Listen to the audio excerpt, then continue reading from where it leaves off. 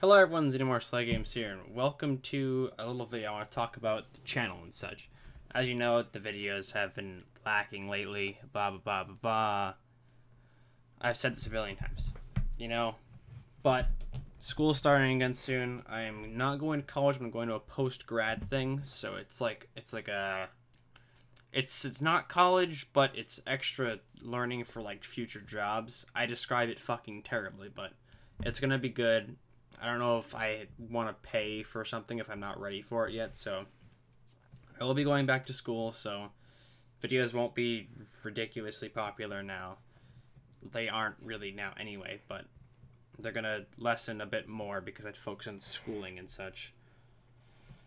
But I want to talk about the channel, and I started this channel I think back in 2014. I could check quickly, but I would fuck up all my recording and shit. But I think I started in 2014.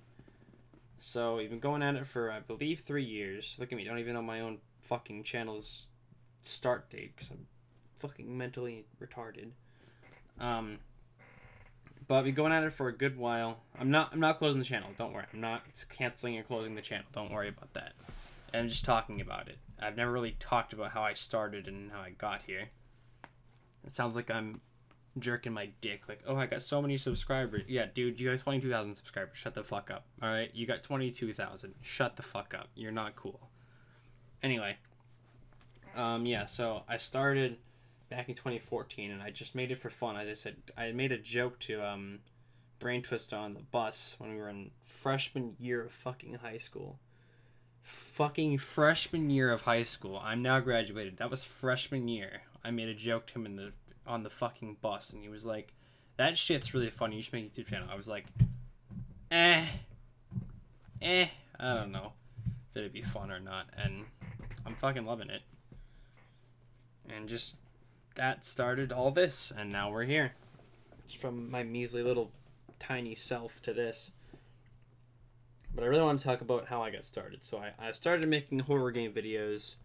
I'm away from the mic because I'm mentally disabled. I started making horror videos, and then I started to kind of branch out. I was doing Left 4 Dead and such. And as you all know, my old videos had shitty quality because I had a bad monitor. I didn't have any money back then. I just had a bad monitor and a bad PC. But basically, I had got a bunch of new stuff, and I was making the hilarity videos, which those were my favorite things to do ever on the channel, by the way. The Assassin's Creed hilarity and GTA hilarity and whatever. Those were my favorite things, but they took so long to edit. That's why I knew when it was to come out in, like, forever, because they take so long to edit that I just don't have the time for it. I'm hoping to get back into some of those, but they take so long to edit that I just don't have the time anymore.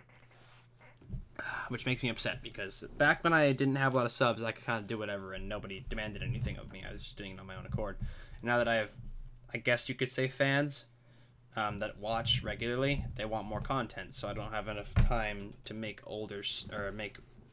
I guess, I don't want to say better content, because my content's all garbage anyway, but I guess more quality content, being better and having more thought put into it, I guess, because those I had to edit sound effects and cut them down and such, and I loved doing it. It was fun to watch, and I'd laugh every time I did it.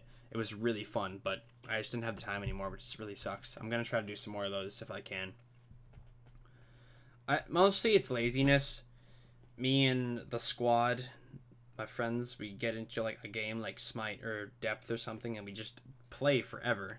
And I don't sit down and just record and talk to you guys anymore. I just kind of blow off the channel, which makes me upset. I look at the day and I'm like, why are you like this? Just make a fucking video. Record while you play with your friends, for fuck's sake. It's not hard.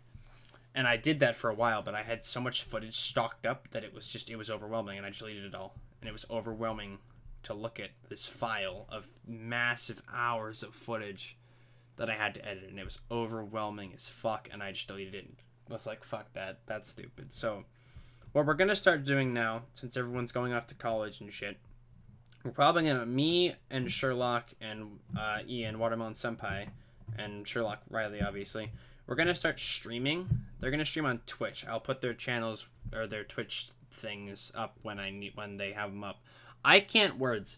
I'm gonna start streaming on YouTube Not like immediately after this, but like some point in the next couple months, I'm gonna start doing streams of like Smite and Overwatch, as you see here in the background, and other such things that we play all the time, but I don't feel like recording and editing because streaming lets you guys watch me play while also leaving out the editing part, which is nice. What I wanted to really talk about today was how my channel really blew up when I started doing Five Nights at Freddy's videos. Now, everybody's already left the video and closed it and wrote fag in the comments, I know that, but it really got big when I started doing Five Nights at Freddy's. I made the Gmod skit, and actually in my first Five Nights at Freddy's video that I ever made, Scott Cawthon himself commented here, right here, that's actually him. I checked it. I was like, that's not him. He commented on my video. I don't fucking know why. Some retard with a fucking computer is like, I'll link the game and then it will be noticed because I don't know. I don't know why he commented, but he did, which was really cool to me because I am a huge fan of Five Nights at Freddy's. You can call me a faggot all you want, but the lore is really cool. The games get a little repetitive, but Sister Location was awesome. And Scott canceled FNAF 6, or did he? He recently posted this image. He posted this image on Five Nights at Freddy's World, his website, FNAF World. He has two websites. He has scottgames.com and fnafworld.com. He, on Scott Games right now, obviously, is just static. I don't need to pull that up. But he's got this image now on FNAF World, and he's had it there for a while. And if you can see from the image, it's clearly a phantom baby, or whatever, because it's withered and shit, and you can kind of tell. So I'm thinking, is FNAF dead, or is it not? If it's dead, I have no problem with that. I just want answers about the background of the game and such. If he could post, like, if he's really done with the game. I know he's trolled everybody before by saying he canceled FNAF 6, Sister Location and whatever, and a bunch of stuff. So I don't know if he's actually canceled it, because even in the cancellation message he said, would I ever troll you guys, winky face? But I don't know if he's being serious or not this time, because he posted this on his FNAF World website. And I honestly don't know. And if he does cancel it and stop doing it, I'm fine with that. He did a good run. I'm not going to force... I respect the guy. I'm not going to force him to make games that he doesn't enjoy making. He said he wasn't enjoying it. Not going to force the guy to do something he doesn't enjoy. If you don't enjoy it, stop doing it. No problem with that. Just, I'd like answers about the series. Like, he could put, like, a pamphlet out or something. I know there's 2 books, and I haven't fucking read them yet because I'm lazy. But if he could put, like, an email out or something about answers of the entire game, because there's so many things left unanswered in the game. If you remember the very ending of Sister Location, this cutscene played. Father, it's me, Michael. I did it. I found it. It was right where you said it would be. They were all there. They didn't recognize me at first, but then they thought I was you. And I found her. I put her back together, just like you asked me to. She's free now. But something is wrong with me. I should be dead, but I'm not. I've been living in shadows. There is only one thing left for me to do now. I'm going to come find you. I'm going to come find you.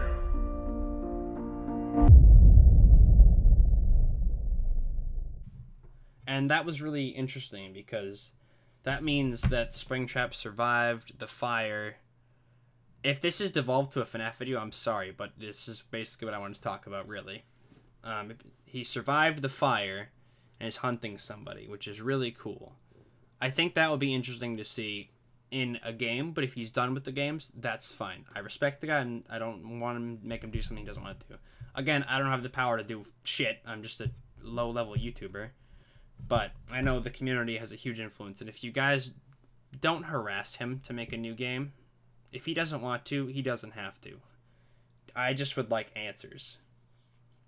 Because, obviously, the FNAF community has this low level... and then fucking this level.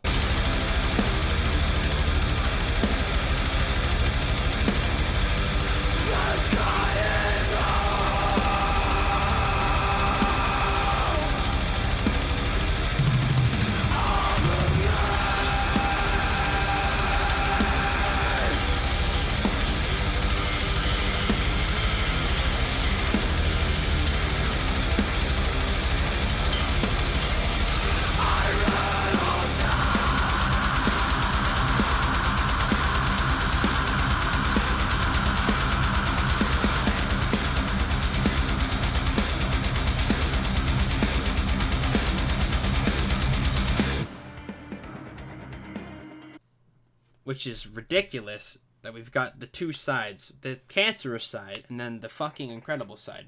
So as you know, there's a huge community around it. It's like a fucking cult. And it's kind of interesting that this game, this indie game, sparks such a huge cult. If you go to any store, you can find plushies pretty much any store. I went to a fucking CVS and they had little FNAF keychains you could buy. Like any store you go to, there's merch there. It's a fucking indie game. It's like, it's ridiculous to think that this franchise has grown so much from the little baby that it was a couple years ago. And it really helped a lot of people like myself get their YouTube channels going. And now that I have all the subs, well, a lot more subs, I can kind of do other things and they can say, oh, this guy's funny. I watched him play Five Nights at Freddy's and he was funny. So I'm going to watch him do some other things, which is really nice. That's why I'm glad that it helped a lot of people. He did help a shitload of people. And he made good games. I do think Sister Location was the best game. Everybody says it's very linear, but that's because it told a story. It was a story game. It wasn't a survival game. Night 4 was. Fuck that, by the way. I had to do it before the nerf. It was fucking nerfed. I beat it before the nerf. But that was the only, like, survival aspect besides the secret nights and whatever and the bonuses. But, I think it was a really good game. It told the story, it did what it was supposed to do, and I think it was really good. I personally enjoyed it a lot. So, whether he's done with the game or not, I say we support him in whatever he's doing, because he's a really good game creator. He's a good guy, he's a good game creator. So, we gotta support him, whatever he's doing. If he doesn't want to do FNAF anymore, that's fine. Just give us some answers, Scott. That's all I'd like out of you. You don't have to make a game if you don't want to. But that's where I started, and that's what I wanted to talk about. So, got that out. Yeah, videos should be soon-ish, and streams should also be soon-ish. So, thank you all for watching. Hope you enjoyed. Thank you for listening. As always, keep sending the Xenos. I will see you guys in a later video and or stream. Thank you for listening to my ranting. I just wanted to talk about some stuff, but thank you so much, and goodbye.